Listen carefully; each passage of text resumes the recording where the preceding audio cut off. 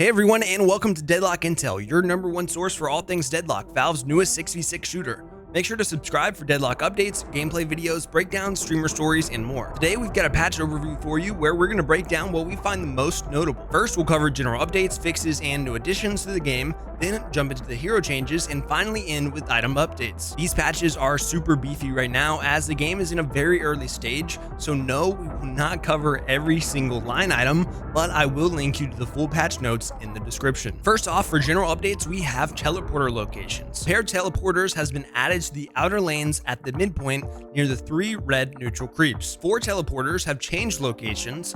The upper floor teleporters moved to the street level, the interior teleporters moved to the bodega building and the theater, and teleporters are now closed for the first 10 minutes. There's also a visual change to go on with that update. Up next, the parry ability's cooldown was reduced from 6 seconds to 5 seconds. Rooftop locations have also changed as several buildings have been made taller to make their rooftops out of bounds, and then several buildings have been made shorter to make them more accessible. They also removed some rooftop zap volumes that damage players when you're not supposed to be there. Speaking of rooftops, a few of those buildings have new passageways at higher floors that are along the way to a rooftop. Pause system has also been updated as players can only pause once per game now, and a team can only pause at most 3 times in total amongst all the players. Game application will now also flash when the game is unpaused. The gold Buddha statues now have an increased drop rate, and probably my favorite change, matchmaking now is 1 hour earlier than it was before, giving everyone more playtime. For new things that were added in this patch, we have ropes. These ropes replace some of the jump pads that were located around the map, and they let you climb up to the top of the building by holding the jump key. You also still retain the ability to shoot while hanging onto them. Wall jumping was also added to the game, which does not consume stamina and requires an input direction away from the wall. This action can only be done once at a time, meaning you can't just jump from wall to wall back and forth.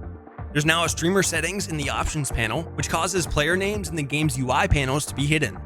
New profile page was added for all players that displays a breakdown of recent matches and all-time player and hero stats. This makes it super easy to see which heroes you play the most of and how you're performing on all of them. A report button was added to the player list in the escape menu to allow reporting of teammates in-game, as well as better visibility of the report button post-game. With all the changes to teleporters, more juke rooms were also added throughout the map. A melee trainer was also added to the sandbox area for people who want to practice their parrying. Now, as far as general fixes go, there are a ton of small fixes to different UI, effects, small bugs, sounds, animations, voice lines, build pages, zip lines, and so much more. Again, I'll leave the link down below if you want to look through every single one of those, but now let's hop into the heroes, which I imagine is what most people are interested in. First up, we have Abrams, who ultimately was nerfed as his infernal resilience regeneration time was increased from 16 seconds to 18 seconds. He does pull-ups once again on the zip line, which is a buff, and they fixed a couple of different bugs on him. Viscous had a lot of changes as the primary fire for them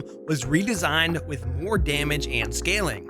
It also now has an alternate fire that does AoE damage but cannot headshot. Splatter Spirit scaling was increased with the 2nd and 3rd hit damage increasing. Puddle Punch damage was increased, and they switched around the tier 2 and tier 3 so that now tier 2 increases damage and adds move slow, and tier 3 reduces the cooldown. Goo Ball Spirit scaling was increased, and acceleration was increased, and turn radius. Ultimately, these are buffs. For Bebop, his gun range was increased. His hook now only targets enemies by default, which is great because a lot of people were accidentally grabbing their teammates. To grab teammates, you just use your 3rd mouse button. Hyper Beam can now be canceled by parry, which ultimately is a nerf for him, but awesome for everyone else in the game. Dynamo's Rejuvenating Aura can be canceled with parry as well now. Dynamo's gun damage was reduced, and Kinetic Pulse was fixed because it was acting a little strange around corners. Singularity's cast time was increased and the range was reduced, which again, not great for Dynamo players, but for everyone else, this is great news. Great Talon's charge shot collision size, base damage, and tier 2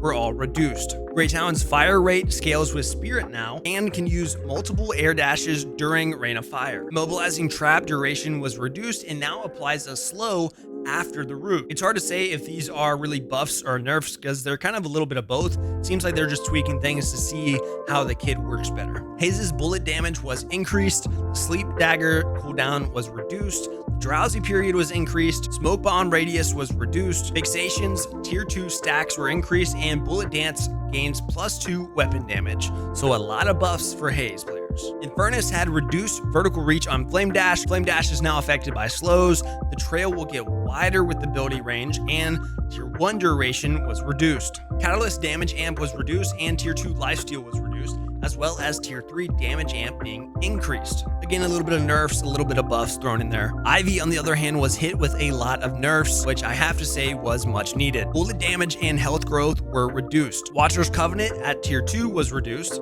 This is the big one, as airdrop no longer silences allies, causes allies to deal 50% less damage now.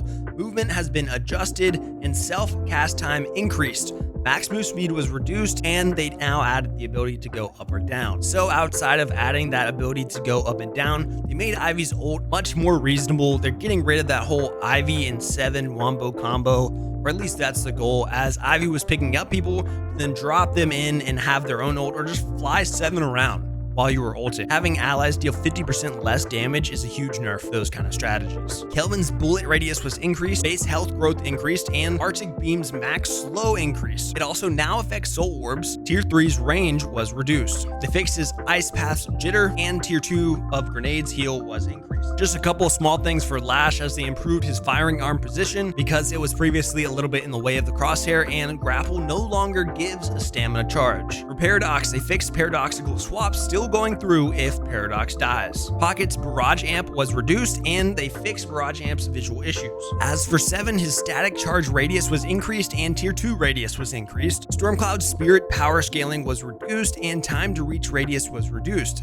It also now provides him with bullet resist while activated. So somehow 7 got buffs. Shiv's bullet damage and health growth were both reduced. His gun fall off range was reduced. Slice and Dice tier 2 was reduced. Tier 3 now considers creeps half value. Bloodletting was also reduced, and Killing Blows UI was made more clear. I love that last change because I felt like it was really hard to know when someone was under the proper threshold to be able to ult them. Warden's base movement speed was reduced, and fire rate scaling with Spirit was reduced.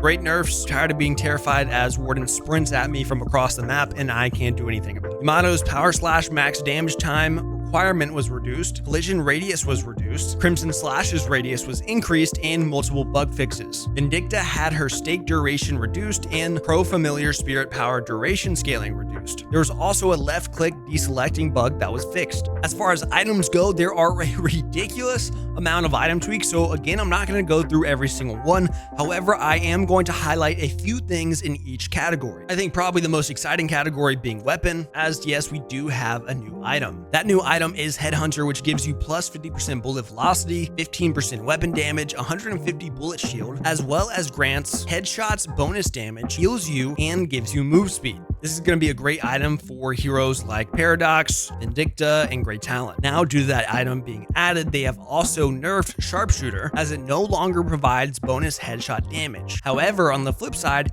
it now grants 175 bullet shield and gives you weapon damage increase. As far as vitality items go, Unstoppable can now be cast while channeling, and the cooldown was reduced. Enchanter's Barrier now grants cooldown reduction while active as well, and Rescue Beam's channel duration was reduced. For spirit items, Withering Whip no longer grants ammo, it grants fire rate slow was reduced, and cooldown was reduced. For rapid recharge, charge count was reduced, faster time between charges was increased, and cooldown for charged abilities was increased as well. Now for 2 items, Silence Glyph and Curse duration was reduced, which I think is good. Those items were built on a lot of people and could be used to interrupt a lot of different abilities. Magic Carpet just seems like a fun item that I never see, but you are now unslowable on Magic Carpet. The cooldown was reduced, and barriers last for 16 seconds. And that is all we have for today, guys. Hopefully these videos will just get better and better as we are covering patch notes. I know there was a lot in this one, and there's even more that I didn't cover, to be honest with you.